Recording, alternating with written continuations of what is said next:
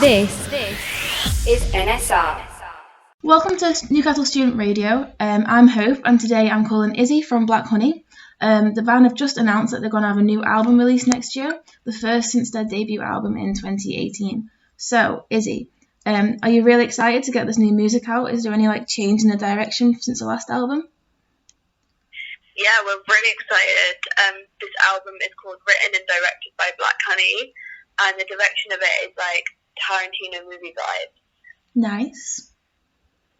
I saw that you said that it was a quote, and it says it's for young women to feel incredible, like a mission statement. And I thought that was really cool. You got anything to say about that? Yeah, so I feel like as a woman who loves rock music, yeah, I when I listen to music, I feel invincible. I want to put my headphones in and stomp down the street, and I listened to AC/DC the other day on the way to my doctor's, just living. I'm this, I've got this, and I just feel like with this record we wanted so much to give that feeling on some level, but to women, for women, and from a woman.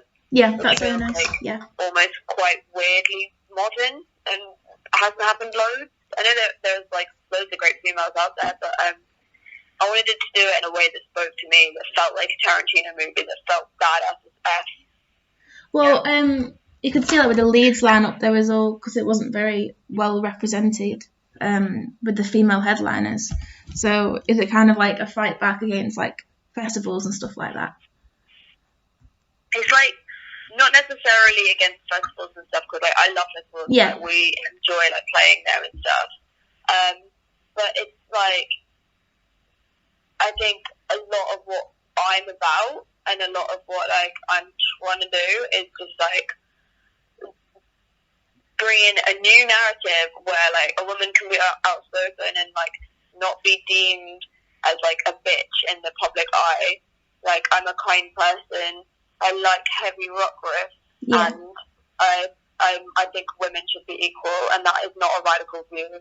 No. If anyone thinks that women not being equal, thinking that women can be equal is a radical view, then they need to have a long hard look at themselves, you know? Yeah, definitely. So Run for Cover came out last month, didn't it? Yeah. I thought it was really good, really, really good. The chorus sounded a lot very Riot Girly to me. Yeah, which is very good. But I was just wondering who were your favourite bands. You said AC/DC, but that inspired the new album really. But obviously Tarantino did, but band wise. Yeah, so I think there's obviously loads of Blondie in there. I would be mad if I didn't acknowledge the influence of Blondie and Debbie Harry and what that whole thing is. Also loving bands Nirvana and Queens of the Stone Age, and I love Nancy Sinatra and retro Elvis and 60s and 70s psychedelic rock is where we come from. So basically this record is cherry picking my favorite genres and eras and themes from different things and just putting them in this kind of wild collage. Nice. Speaking of Blondie, have you seen the Miley Cyrus Blondie cover that's going around? I saw a few clips of it, but I haven't watched it start to finish. Oh, it's amazing. But I know that Blondie rated it, so it must be good, right? It's Miley Cyrus going into rock music. It's really good. I'd definitely recommend that if you're looking for anything. But yeah, I also saw on Spotify that you had during isolation the 56-hour playlist, the collaboration playlist, which I thought was really cool. Was that all your fans? Was it quite hard with fans over lockdown? Yeah, so basically the idea was that we would make an isolation collaboration where everyone can put a recommendation of songs into the playlist, and then we would go through and curate it down to one song by each artist, or things that we really liked we kept in. And that was quite hard actually, because there were so many songs that it meant you had to cut something unless you really loved it. But I learned about so many new things that I love. I mean, Zella Day, that literally came in as my number one song from that playlist. It's a cover of I Believe in Miracles. And it just gorgeous. You Sexy Thing is what it's called, I think, the song, but you know the one anyway. Yeah. And that just like literally was so sick because it meant that we had like a way of connecting that was felt a bit different and a bit more Spotify focused. Yeah.